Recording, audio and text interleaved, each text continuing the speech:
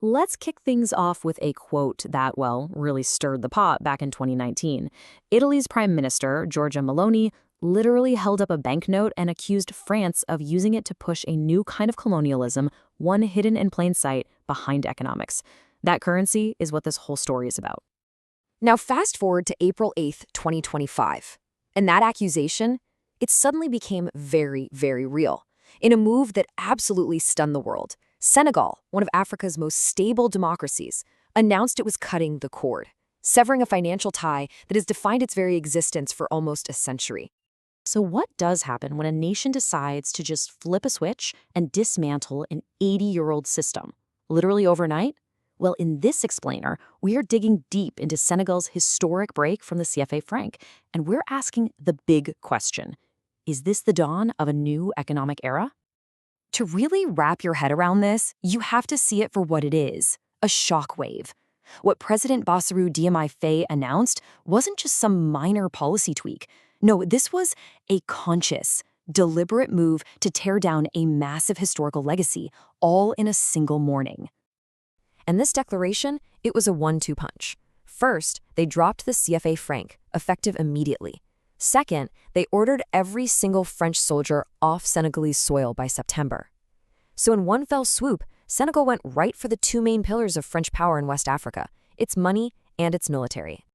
Okay, so to really get why this is such a bombshell, we've got to answer the fundamental question. What is the CFA franc anyway, and why does it spark such fiery debate? All right, so the CFA franc, it goes way back.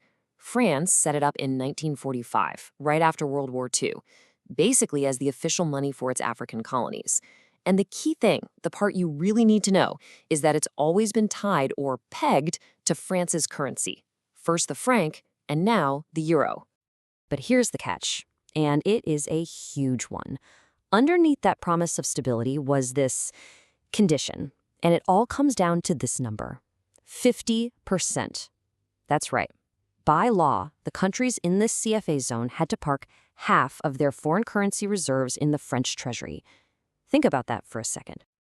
And this slide just lays it all out perfectly. You've got the two sides of the coin, right? On one hand, the official promise was stability, low inflation, easy trade with Europe. Sounds good. But for critics, the reality was the complete opposite. They saw economic stagnation, a system that actively discouraged new industries, and, yeah, a colonial leash keeping economies dependent. And if you think a country could just walk away from this deal, well, history tells a very different and much darker story. Challenging this system has, historically, come with a heavy, heavy price. You know, critics point to this really grim pattern. Back in the 60s, you have Togo's leader Sylvanus Olympio. He wants his own currency. He gets assassinated in a coup. Then in the 80s, Thomas Sankara, a huge critic of the system, he's assassinated too. And even as recently as 2011, Muammar Gaddafi starts talking about a gold-backed African currency, and we all know what happened there. The message, whether intended or not, seemed pretty clear. This isn't just about money, it's about control. So that brings us right back to today.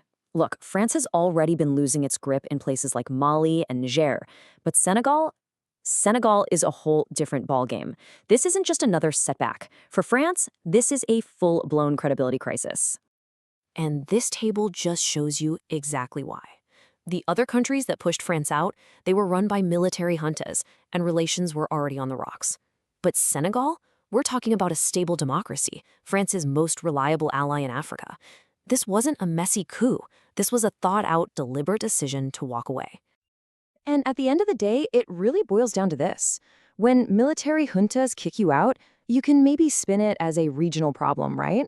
But when your best friend, your most trusted partner, turns around and says, "We're done," that's when the whole world starts to ask, hey, what's wrong with your influence?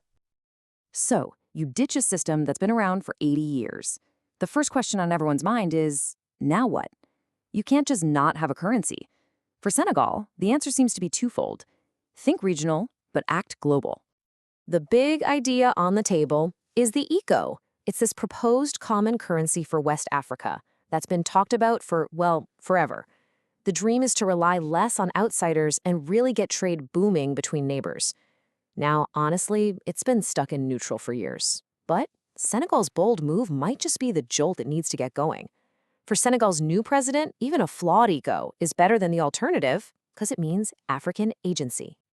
But let's be clear, this is way bigger than just changing the name on the money. The real strategy here is something called multipolarity. It's a fancy word, but the idea is simple. Senegal is done having one dominant partner.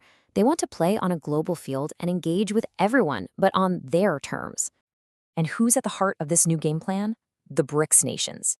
You've got China helping with massive infrastructure projects, roads, ports, you name it. Russia's in the mix for energy and military tech. Brazil's bringing its know-how in agriculture. India's a partner for pharmaceuticals and IT. And South Africa? They're looking at them as a model for how to industrialize. It's all about diversification, building a network of partners without all that colonial baggage. So think about it. For the first time in 80 years, Senegal is in charge of its own money. For the first time in a long, long time, its land will soon be free of foreign soldiers. That is a massive symbolic victory. But symbols don't feed people.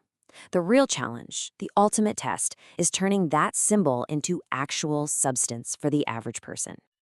And that's where we'll leave it, with the one question that really matters. After all this, will this historic break, this declaration of political freedom, finally translate into real, tangible economic freedom? Will it create jobs, build industries, and actually improve lives? The whole world is watching, because if Senegal pulls this off, it could become the blueprint for a truly post-colonial Africa.